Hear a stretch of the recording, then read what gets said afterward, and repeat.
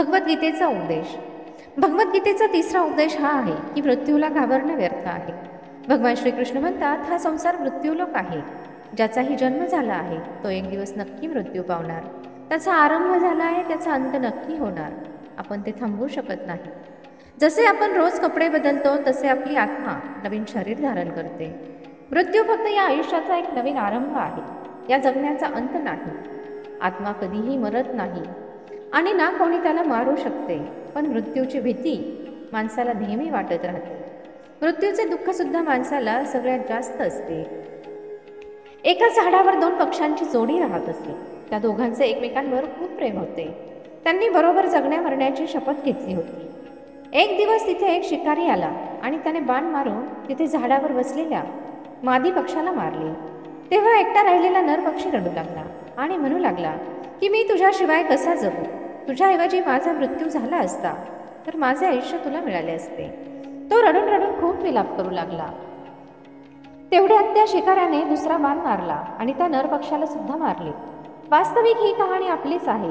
आपणही रडत राहतो जेव्हा कोणाचा मृत्यू होतो, पण आपण हे मान्य करत नाही की एक दिवस आपण सुद्धा संपणार आहे.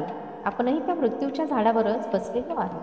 पण शरीर नष्ट होणे म्हणजे आपला अंत नाही. भगवान श्रीकृष्ण अर्जुनला म्हणतात, हे अर्जुन, तुझे आणि माझे अनंत जन्म झाले आहेत. तुला काहीही लक्षात नाही, पण मला सगळे आठवत आहे. जो व्यक्ती हे सत्य समजून घेतो की मी या जगामध्ये काही काळासाठी आलो आहे, तेव्हा त्याच्या आयुष्यातील सगळे भांडण, दुःख, काळजी, चिंता संपून जाईल. जर या जगातून जायचंच आहे तर दुःख कोणत्या गोष्टीचं? आधीच्या जमान्यामध्ये साधू महाराज पायी यात्रा करत असत. यात्रा करत करत एका नगरात पोहोचले. ते महात्मा खूप थकले होते. त्या नगरामध्ये त्यांनी एक महल पाहिला आणि त्यांनी त्या महलामध्ये जाऊन आराम करण्याचे ठरवले आणि ते महलात जाऊन झोपले. जेव्हा त्या महलात तेथील राजा पोहोचला तेव्हा आपल्या बिछाण्यावर त्या महात्म्याला झोपलेले पाहून राजा खूप हैराण झाला. राजा त्या महात्म्याला विचारू लागला की तू माझ्या महलात कसा आला? तेव्हा महात्मा म्हणाला, हा तुमचा महल आहे का? मला तर असं वाटलं की ही धर्मशाळा आहे. तेव्हा राजा महात्माला म्हणाला, तुम्हाला माझा महल धर्मशाळा का वाटली?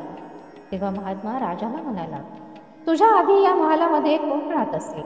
राजा म्हणाला, माझ्या आधी माझे वडील राहत होते आणि त्यांच्या आधी माझे आजोबा इथे राहत होते. मग महात्मांनी राजाला पुन्हा प्रश्न विचारला, तुम्ही या महालामध्ये कायमस्वरूपी राहणार आहे का, की तुमच्यानंतर दुसरा कोणीतरी राहील? तेव्हा राजा म्हणाला, माझ्यानंतर माझा मुलगा येथे राहील. मग महात्मा राजाला म्हणू लागले की ज्या जागी राहणारे सारखे सारखे बदलत राहतात त्याला घर कसे म्हणू शकतो? इथं धर्मशाळा आहे, त्यामुळे तुझ्या महालाला धर्मशाळा समजून आराम करण्यासाठी आलो. जर आपण सुद्धा ही गोष्ट समजून घेतली की आपण काही काळासाठी इथे आलो आहे, आनंद घेण्यासाठी आलो आहे, खुश राहण्यासाठी आलो आहे, मग आपले सगळे दुःख संपून जातील. जेव्हा आपण आपला हक्क इथे सांगू लागतो की हे माझं आहे, हे मी सोडू शकत नाही, याच्याशिवाय मी जिवंत राहू शकत नाही, मग आपले आयुष्य दुःखाने भरते. त्यामुळे आयुष्यातील मृत्यूची भीती त्याग करून आयुष्याचा प्रत्येक क्षणी आनंद घेतला पाहिजे. 4. भगवद्गीतेचा चौथा उपदेश. मन आणि विचारांवर नियंत्रण मिळवल्याशिवाय आयुष्यामध्ये कधीही शांती आणि आनंद मिळणार नाही. अर्जुन भगवान श्रीकृष्णांना म्हणाला, माझ्या मनाला चूक बरोबर सगळे समजते, पण तरीही माझे विचार आणि माझे मन मला नियंत्रणात ठेवता येत नाही.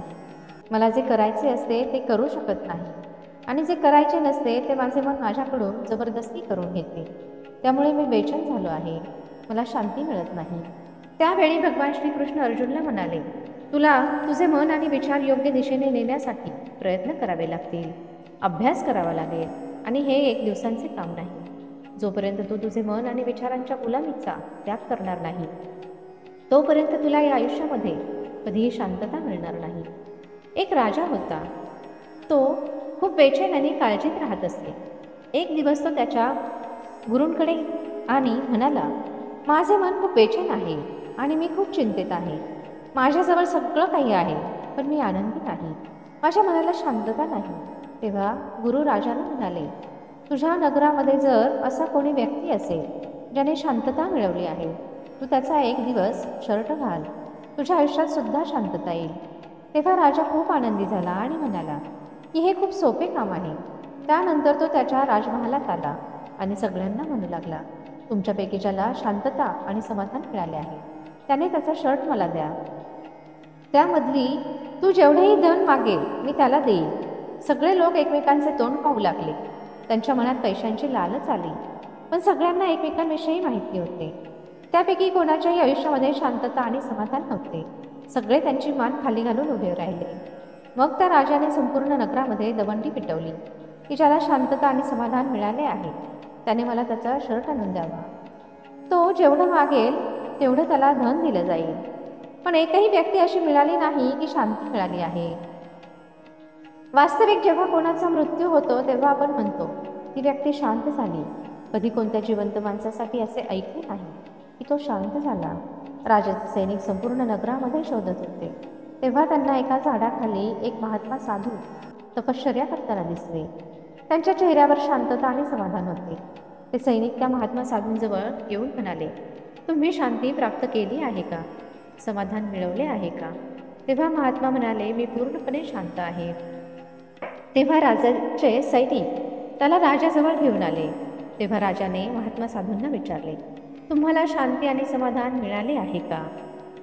तेव्हा ते महात्मा म्हणू लागले, महाराज, मी पूर्णपणे शांत आहे. मला कोणतीही चिंता नाही. मला कोणत्याही गोष्टीची इच्छा नाही, लालच नाही. तेव्हा राजाला खूप आनंद झाला की शेवटी अशी व्यक्ती मिळाली ज्याने शांती मिळवली आहे. तेव्हा राजा महात्मा साधूंना म्हणाला, हे महात्मा, कृपा करून तुम्ही मला तुमचा शर्ट द्या. त्याबदली तुम्ही जे मागता ते मी तुम्हाला देईन. तेव्हा ते महात्मा म्हणू लागले, महाराज, शांतता आणि समाधान तर मला मिळाले आहे, पण काय करू, माझ्याजवळ शर्टच नाही घालण्यासाठी जो मी तुम्हाला देऊ शकेल. जेव्हा राजाने त्या महात्मांचं बोलणं ऐकलं तेव्हा राजाला वाटलं या महात्माजवळ शर्टसुद्धा नाही. तरीही ते महात्मा एकदम शांत आहे. त्यांच्या आयुष्यामध्ये समाधान आहे. मी संपूर्ण आयुष्य धन गोळा करण्यामध्ये घालवले, जग जिंकण्यामध्ये घालवले, पण तरीही मला कुठेही शांतता आणि समाधान मिळाले नाही. शांतता आणि समाधान या बाहेरील गोष्टी नाही, तर आपल्या आतील गोष्टी आहेत. त्यामुळे जोपर्यंत एखादी व्यक्ती त्याचे मन आणि विचारांना नियंत्रणात ठेवत नाही तोपर्यंत त्याच्या आयुष्यामध्ये शांतता आणि समाधान येत नाही. आणि भगवद्गीतेचा उपदेश आपल्याला हेच शिकवतो की आयुष्यामध्ये शांतता पाहिजे असेल तर मनाला शांत ठेवायला शिका. हा व्हिडिओ पाहून तुमच्या मनामध्ये आणि आयुष्यामध्ये 1% जरी बदल झाला असेल तर व्हिडिओला एक लाईक नक्की करा आणि कमेंटमध्ये जय श्रीकृष्ण नक्की लिहा.